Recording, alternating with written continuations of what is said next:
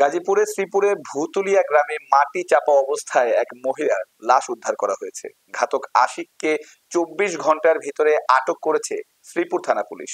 বিস্তারিত থাকছে রাকিবুল হাসানের প্রতিবেদন। বাড়ির পাশে মাটি চাপা দেওয়া অবস্থায় কমলা বেগমের গলা কাটা লাশ উদ্ধার করেছে পুলিশ। সকাল ভোরে তালকুড়াতে ঘর থেকে বের হয়ে নিখোঁজ হন।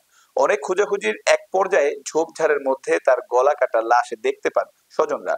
কমলা বেগম ওই এলাকার কদম আলীর স্ত্রী। নিহতের স্বামী কদম আলী রূপসী বাংলা টেলিভিশনকে জানায়, সকাল 5টার সময় আমি কাজের উদ্দেশ্যে ঘর থেকে বের হই। তখন আমার স্ত্রীও বাড়ির পাশে তাল কুড়ানোর জন্য ঘর থেকে বের হয়।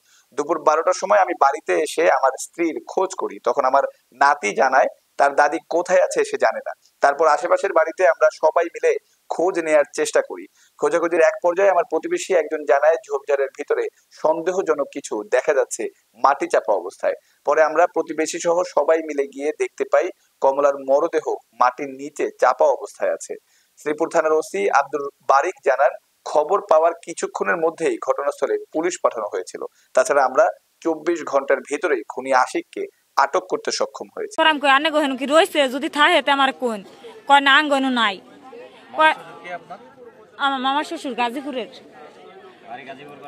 পরে তারে ফোন দিছি, পরে কয় আহে নাই। পরে আমরা সবাই একবার খুঁজে গেছি, খুঁজে যাই হেরে পাই নাই। পরে আবার আমরা ডিউটির যাবো, 2টাতে ডিউটি। পরে আমরা রাস্তার মধ্যে যাই লাইনম্যানেরে কইছি আমার শাশুড়িরে পাইতেছি না।